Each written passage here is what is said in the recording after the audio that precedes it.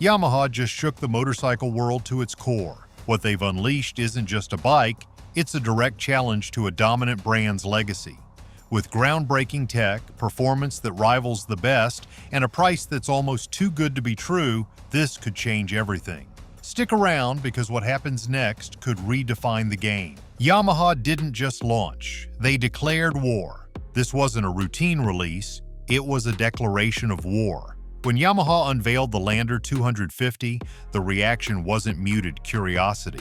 It was a shockwave. At first glance, it might have looked like just another dual sport bike, but the spec sheet read like a threat.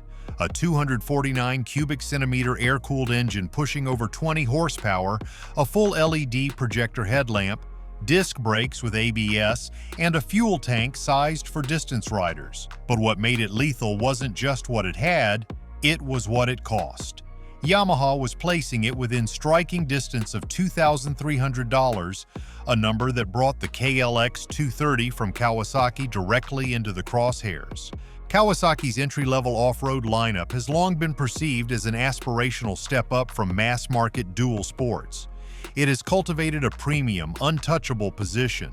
But with Yamaha now delivering comparable power and build quality at nearly half the price, riders and reviewers alike are beginning to ask an uncomfortable question. What are we paying extra for? This wasn't a spec battle, this was a repositioning of value itself. In one move, Yamaha made every other dual sport offering, especially Kawasaki's, look overbuilt, overpriced, and overdue for reinvention.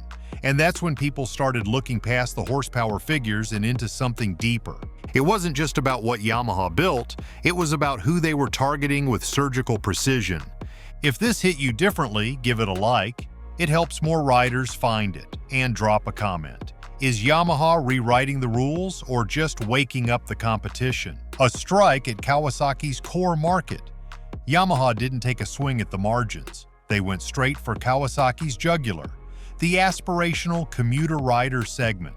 For years, Kawasaki's KLX lineup has enjoyed dominance in the dual sport arena, largely because of perception, rugged, refined, and capable of serious weekend trail abuse.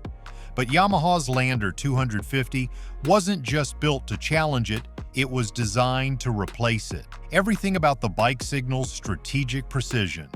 The 21-inch front and 18-inch rear wheels are not just off-road accessories, they are psychological cues, promising the same terrain versatility buyers associate with the KLX. Even the visual language of the bike is calculated.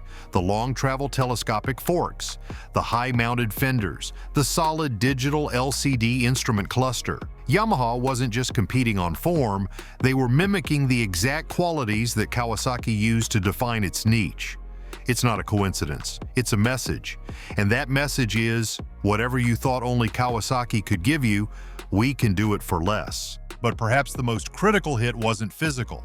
It was emotional. Yamaha's global reputation for reliability, now fused with price accessibility, is breaking the unwritten agreement that performance and affordability must exist on opposite ends of the market.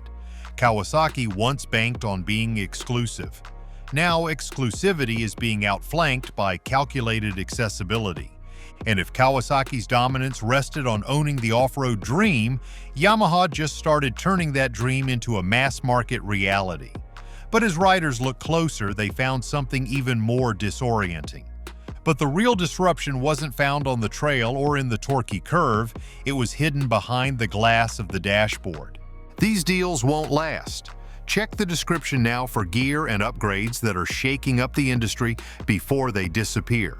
Smart tech or Trojan horse? Yamaha didn't just design a mechanically capable bike, they built a digital bridge to the modern rider. At the heart of the Lander 250's cockpit is a simple yet revolutionary addition: smartphone connectivity through its digital LCD display. This may sound minor to the untrained eye, but in the motorcycle world, especially at this price point, it's a lightning bolt.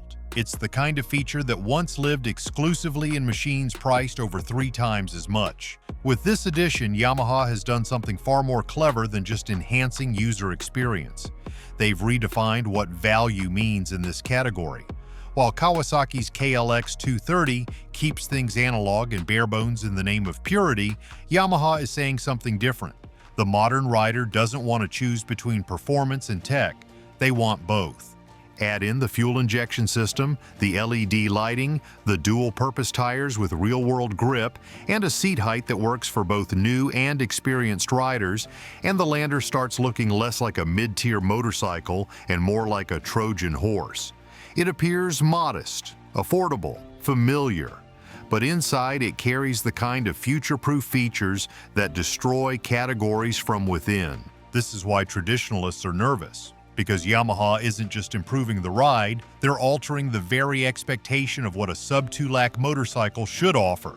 And that's when something even more curious happened.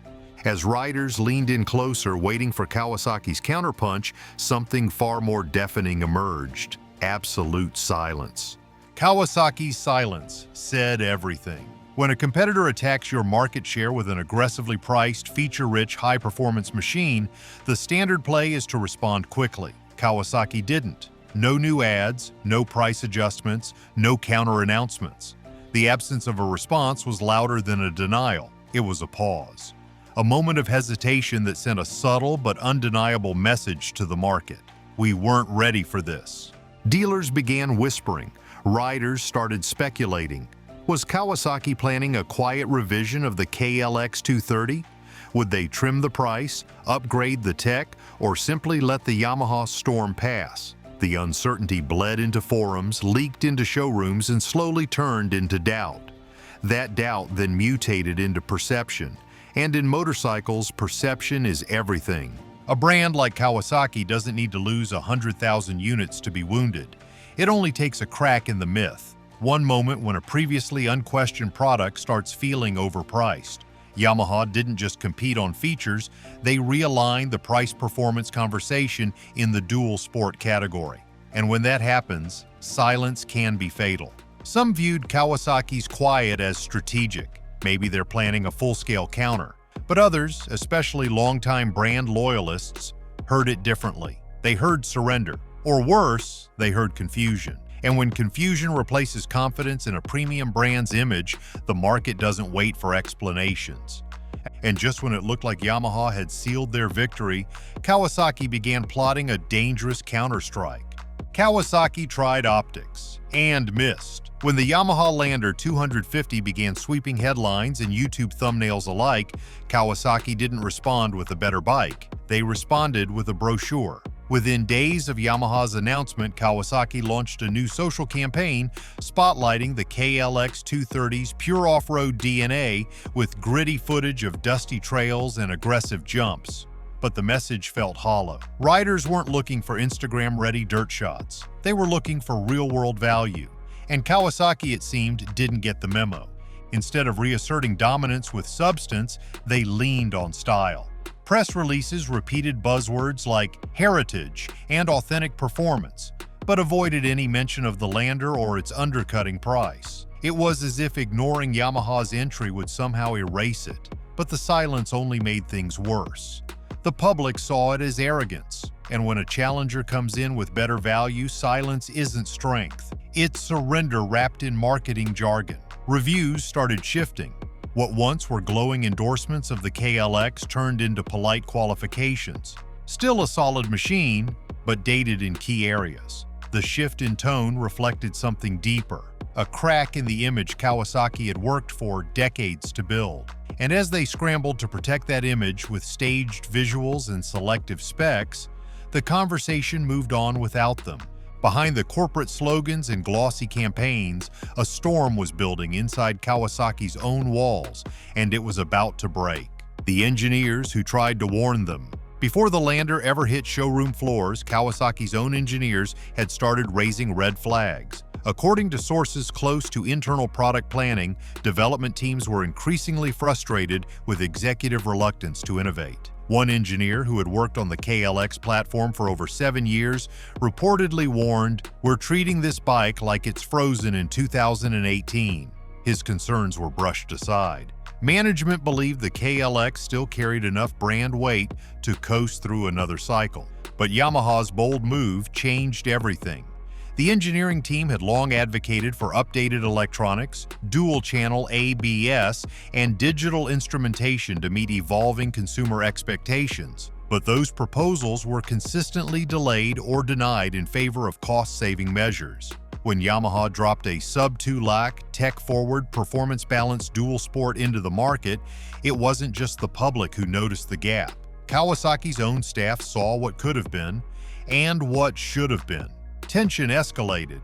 Some within the team feared a forced redesign rushed under pressure would compromise safety or long-term reliability. Others advocated for skipping a mid-cycle update altogether and developing a brand new platform. But consensus didn't matter. What mattered was marketing reaction. And leadership, stung by declining showroom visits and rising online backlash, made a snap decision: rush an upgrade into production. Management ignored the warnings and hit the gas. But what rolled out next only added fuel to the fire. A patchwork upgrade that made it worse. Kawasaki's response model landed with a kind of underwhelming thud that reviewers struggle to make sound polite. Dubbed informally as the KLX 230 Plus, the revision featured a new color scheme, a marginal seat redesign, and an optional USB charging port. But beyond cosmetics and accessories, the machine was still very much the same. No major suspension tweaks, no fuel map upgrades, no ABS, and definitely no digital dash. Consumers saw through it immediately. Forums mocked the changes as lipstick on a log, and influencers labeled it too little, way too late. Kawasaki's leadership had hoped that modest tweaks would be enough to stem the bleeding, but instead they poured salt in an open wound. By offering a surface-level fix, they had effectively confirmed the criticism: they were out of touch. Even worse, the USB port, marketed as a feature, was only available as a paid add-on through dealerships. The gesture felt cynical. At a time when Yamaha was offering tech integration as a standard feature under 2 lakh, Kawasaki wanted riders to shell out more for a phone charger. Customers weren't just disappointed, they were insulted. And the backlash didn't stop at buyers. Within weeks, dealers started reporting increased hesitancy among customers and even early cancellations. Kawasaki needed a lifeline, but their next move, meant to protect the brand's bottom line, ignited a whole new firestorm. Trying to stop the bleeding, Kawasaki made a cold business move, but the human backlash came fast and loud. Factory fallout and political blowback. In a boardroom lined with graphs, Kawasaki executives saw a decision that made perfect sense: shift partial KLX production offshore to reduce costs. It was supposed to be temporary, a supply chain adjustment to help fund the company's response to Yamaha's challenge. But to factory workers in the company's long-standing domestic assembly plant, it felt like betrayal. Within days of the announcement, the union issued a warning. Within a week, walkouts began. Kawasaki underestimated how quickly the story would spread. Local news outlets picked it up first, then national media. Suddenly, what began as a quiet pivot turned into a full-blown political flashpoint. Lawmakers started weighing in. A regional governor went on record demanding Kawasaki rethink its priorities or risk losing public contracts. For a company that had prided itself on being a national brand, the optics were catastrophic. Protests formed outside the plant gates. Workers carried signs that didn't just attack the decision, they questioned the company's identity. If loyalty is a one-way street, one sign read, then maybe riders should take a new road. It was a brutal slogan, but one that resonated.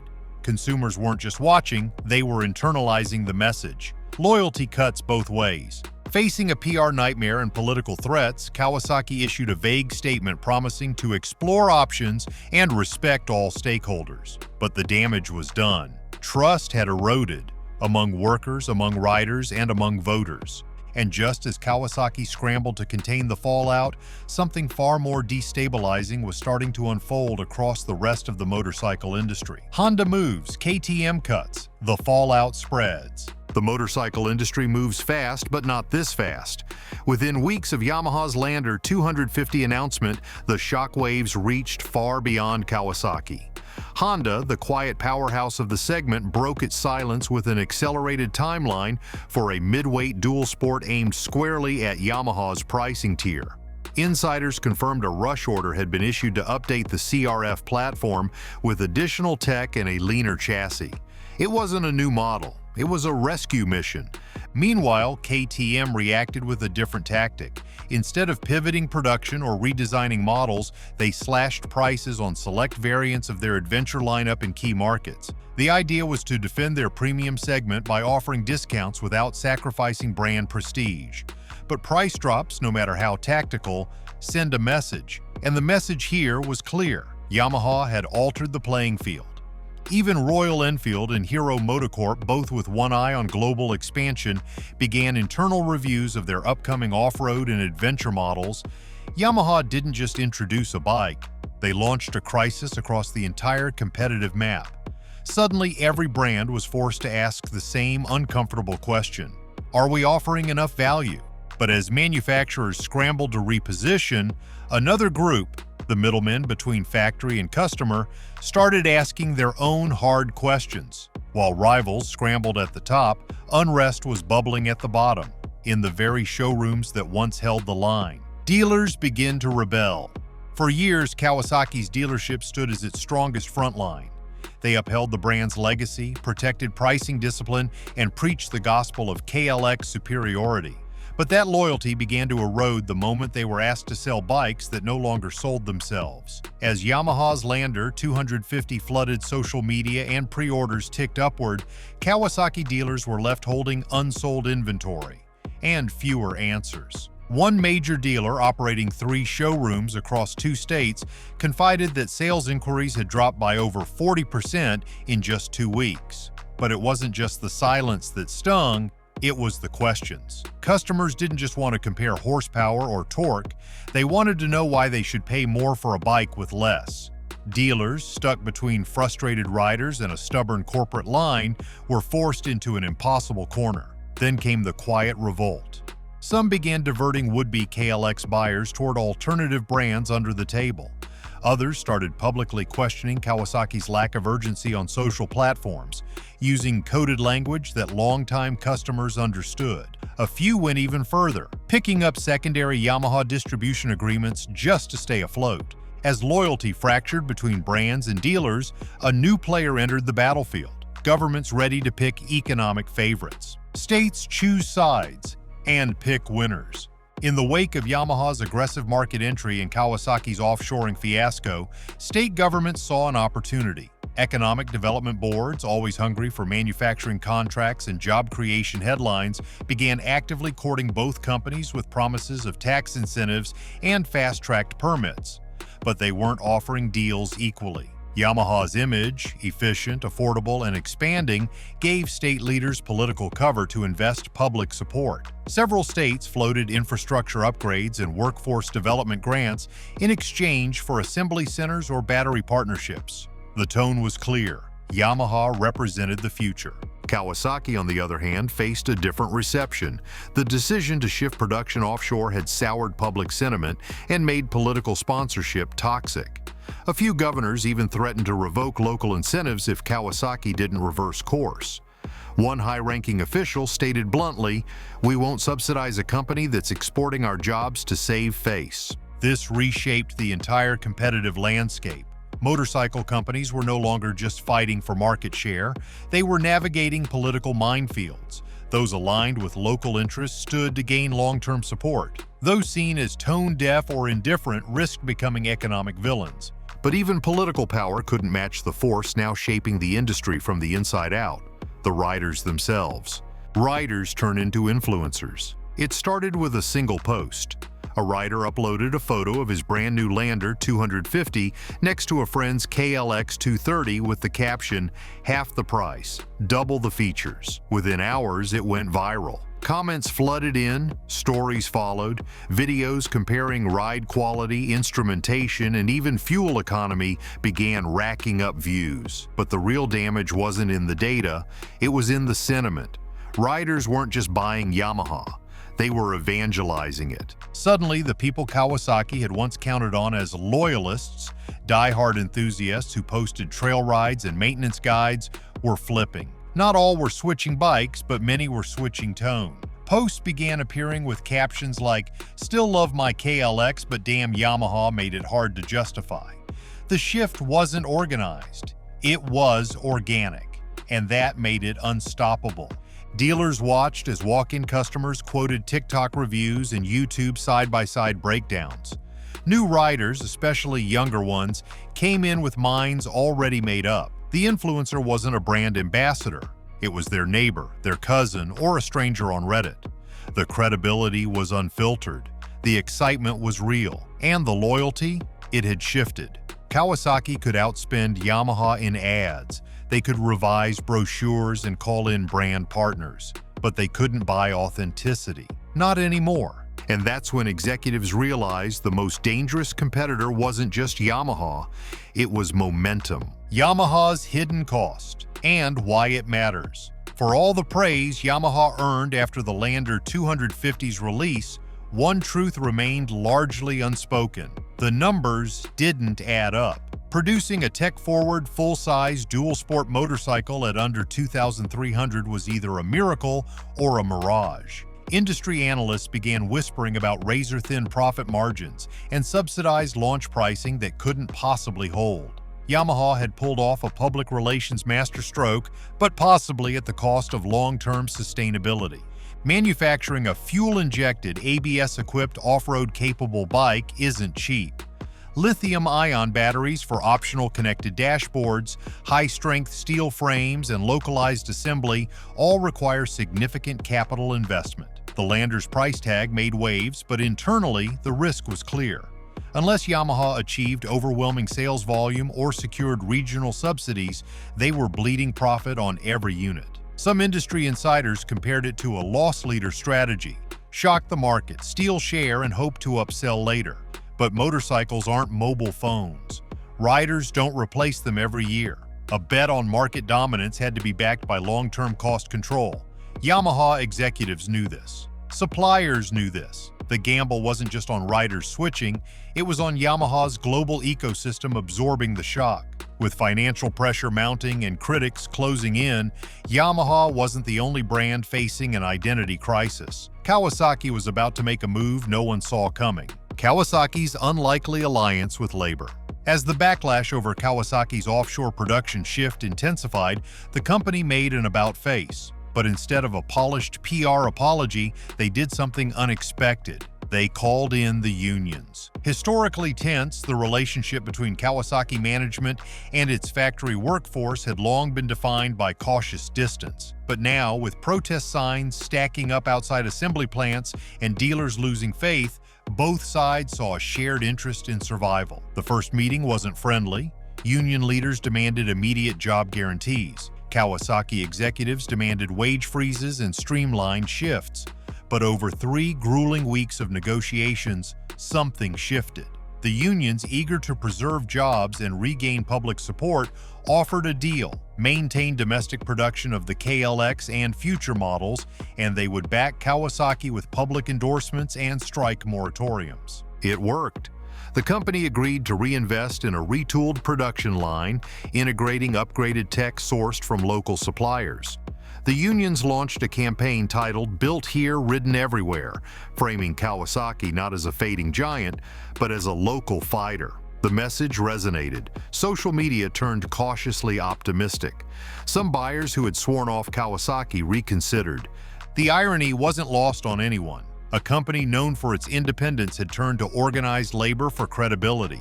But in a crisis, you don't pick saviors. You take the hand that keeps you standing. Just as Kawasaki clawed back a lifeline on the ground, the skies above the industry began to crack. One supplier failure at a time. The supply chain starts to break. The sudden demand shock triggered by Yamaha's Lander 250 didn't just disrupt competitors, it rattled the entire global supply chain.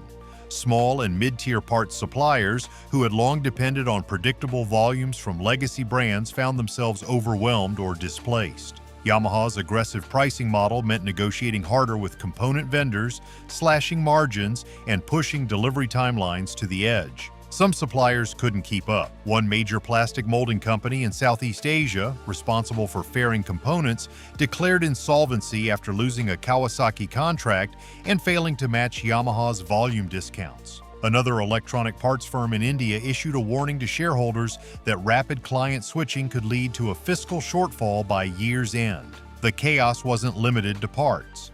Shipping networks, already stressed from global economic shifts, struggled to meet Yamaha's regional demand surges. Delays stacked up. Logistics costs climbed. Brands that once relied on just-in-time systems now found themselves in line behind Yamaha's expanding freight queues. In short, the market wasn't built to pivot this fast.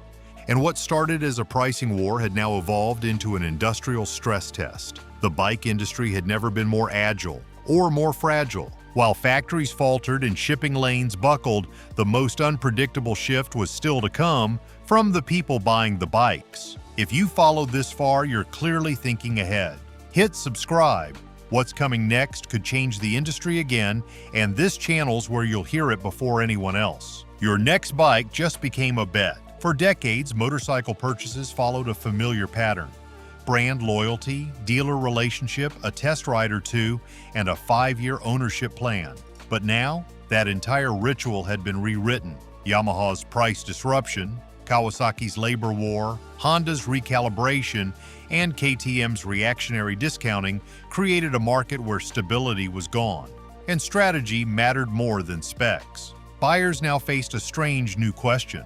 Was their next bike a great value or a short-term stunt? Was it worth investing in a brand that might pivot or collapse in a year? Was tech a promise or a liability when resale time came? Investors faced a similar dilemma. Legacy companies like Kawasaki had taken reputational hits but retained strong global infrastructure. Yamaha looked dominant, but the long-term profitability of the Lander program remained in question. Mid-tier brands scrambled for relevance while governments picked winners behind the scenes. Market analysts couldn't agree on who was truly winning. All they agreed on was that the rules had changed. And through it all, riders, once passive consumers, had become the industry's sharpest critics, loudest influencers, and most strategic buyers. Loyalty no longer belonged to logos, it belonged to logic. Because in the end, Yamaha didn't just sell a bike, they triggered a realignment of trust, pricing, production, and power. And the dust hasn't settled yet. What happens next? It might come from a name no one's even watching. The story isn't over, it's just getting louder. Subscribe now, join the conversation, and be the first to know what happens next. Your next ride might depend on it.